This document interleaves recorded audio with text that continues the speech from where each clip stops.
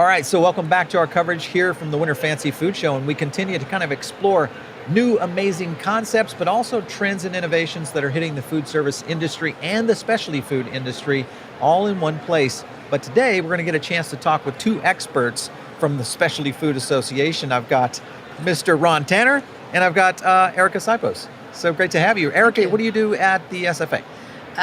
Primarily at the shows, I work with the incubators and their small companies in Incubator Village. All right, okay. And during your Specialty Food Association hat, what do you do there?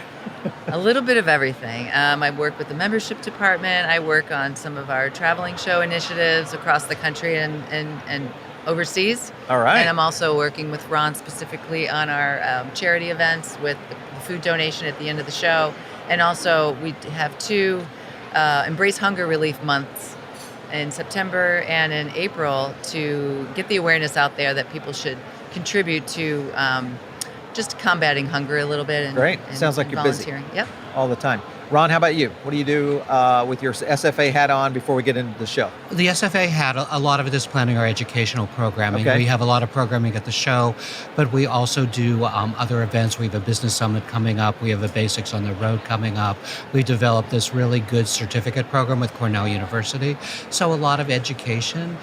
Recently, it's been a lot of my government relations hat. Okay. You know, dealing with tariffs in particular. That's been a big issue, dealing with CBD and, you know, our members and, you know, what they want to do with those types of things. So a lot of those types of things. And I manage our volunteers as well.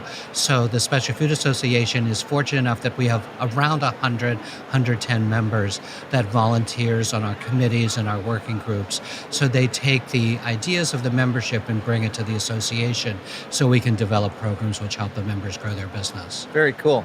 And then once you get here to the show, you stay with education, you know, on an ongoing basis? I stay with education primarily. Yeah, do some other things. I like to walk around, talk to people, you know, hear what they want to have going on. Right. You know, we have done some government-related programming here, so people want to know about policies. So lots of those different things. I used to do more with Incubator Village, but Erika does such a great job. They don't really need me up there anymore. There you go. I like that. All right, well, we're going to talk about the two, one, a feature of the show, which is Incubator Village, and then also the food recovery program, which is a really interesting thing that I think a lot of people don't know about. So let's start with Incubator Village and kind of tell us a little bit about what it is for people just now listening or watching. So at the show, we have 5 incubators featuring 32 of their companies, meaning incubator kitchens across the country who either could be a university program through their food science programs or as a research station, like Oregon State University has an actual food innovation center. Right. And then we work with non-for-profits, small funded programs, and also larger for-profit, and even like Chobani actually has an accelerator program. So they bring in companies. Right. So there's a wide range of incubator types. So when Chobani comes in, they may bring in multiple companies? Yes. Are they in this year? They didn't come this year. They have a lot going on, and they've kind of expanded in other directions. But they come to our summer show, and they usually do come to our winter I remember seeing it at the summer show. So that's interesting that you have companies, universities, all kind of collectively bringing in a lot of ideas. Do you also have the independent startups themselves also coming in by themselves? Yeah. What, you mean the people that they're helping? Yeah. Yeah. So those are right here at this show. We have 32 of those companies. Okay, great. So like for instance, Kitchen Town, which is huge here in California. Every day they're rotating. They have spots enough for 16 companies that they've brought over the 3 days. Right. So they don't have to be here every day. Interesting. Yeah, it's a hot little countertop that they have, and they share them, and they try to get as much exposure to the buyers coming through as they can. What is the process for getting involved with Incubator Village? If I was out there, if you were a person in the world, maybe I was a university, or maybe I'm a startup, or maybe another incubator is trying to get some of the brands I'm going into what you guys are doing here. So I like in my example of explaining what an incubator is, to say you have a jam that your grandmother made and you want to get it into the market because everybody loves it. Right. So you would go to your incubator, you would find them, and then you would go to them and just say, hey, I want to make this jam. They would take you from the very beginning, and more often than not, they have a program like 12 weeks that will give you an idea of what the process is, because it may be that you learn at the end that you shouldn't be doing Right, that, yeah. so you're saving money. But then it'll take you through like scaling up your recipe, the branding, the pricing, how to get it out to market, FaceTime with buyers, and then ultimately to get at a trade show like this, just to get in front of buyers. And a lot of the buyers see an opportunity to offer feedback to these small companies. Sure. So you have to be able to Well, that's provide. a great so, 360 loop thing. Yeah. I mean, you're really covering all angles of it Yeah. for exposure. Feedback is a big deal, Yeah. for companies today, because that's kind of the Exactly. heartbeat of getting their product out there Yeah. and getting it moving. So Yeah. one of the great advantages of Incubator Village is that the incubators are really good at helping companies get their products developed. We're really good at helping companies sell and market their products. Yeah, more of that so direct we to buyer. help them make the connection. So Yeah. if you think of the incubator as, everything up until the product is actually there, and then we can help these companies and their incubators get the products out into the market. Very cool. I love that. That's a great service. I think a lot of associations don't do things like that, really go all the way in. And I think with what you guys are doing, that's pretty amazing for a specialty food company. So congrats on all that. Ron, let's go into food recovery. So I found out about this program one of the first years I was working with your team, and I was amazed at just the scope of what you guys do in food recovery. Tell our audience a little bit about what that is and how the Well, there's a program works. tremendous amount of products at the Fancy Food Show. We have about 1,600 exhibitors, and you just imagine, just sitting here, I'm seeing cheese, Yeah. prosciutto, kimchi. Food everywhere. Food is absolutely everywhere. And we don't want those products to go to waste. Right. So some of the companies do decide to take their products back with them, and that's fine if they do that. But a lot of them, it's more expensive for them to actually return them than it is to donate them. So at the Winter Fancy Food Show, we work with an organization called the Food Recovery Network.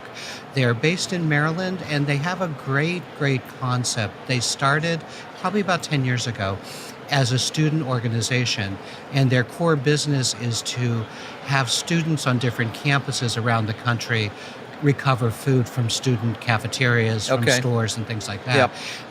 And they work with a lot of different schools, and they're able to get the food out from the school institutional food areas into people that need them right away.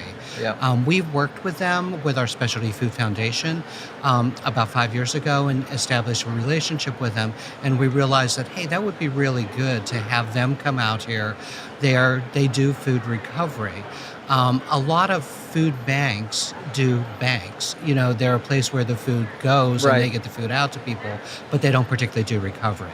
So getting this organization, which specializes in recovery, has been really beneficial to us. Yeah. They're going to have 175 people who are going to come here at 4 o'clock. Hello. They're going to go out on the show floor, and by 8 o'clock at night, we think they're going to get about 40,000 pounds of food That's amazing. out of this place. Yeah.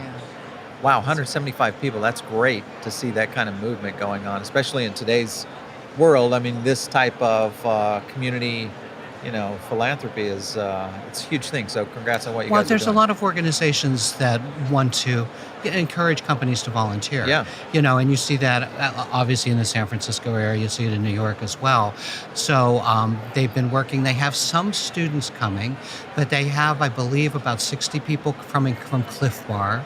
Okay. They have a volunteer group coming from Salesforce. Oh, that's cool. So they've reached out to a lot of the companies here, and we're large enough that it can be a company-wide volunteer event. Yeah, I like so, they actually are looking for things like that because a lot of these larger companies, they want to send out a lot of people and we give them that opportunity. Yeah. Very cool. Well, Lisa and Ron, thanks for that. But I always love to end on what are you seeing here at the show? Because it seems like everybody that I've had has a different kind of thing that they're seeing that is very intriguing. Anything you guys are catching? Well, Incubator Village is always kind of like one of the places where you see a lot of these little trends bubbling up. Plant-based is kind of everywhere.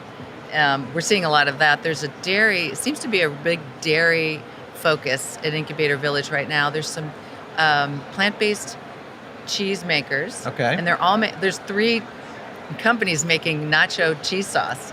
Funny enough, they're all doing the same thing, but there's one company that's not doing a plant-based food, but something interesting with their cheese curds. They're repurposing the whey, Right. and they're distilling it and taking out the lactose and creating a vodka, a sipping vodka, which has a different mouthfeel.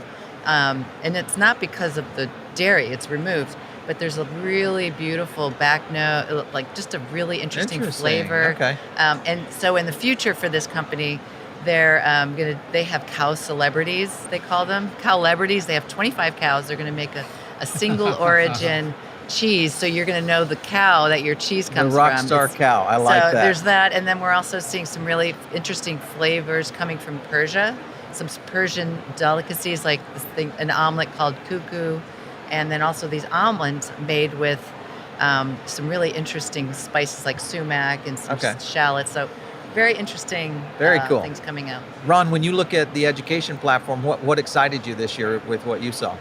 One of the things that we've been trying to do is to teach people how to identify trends. So we had a couple trends presentations, but they weren't about what the trends are.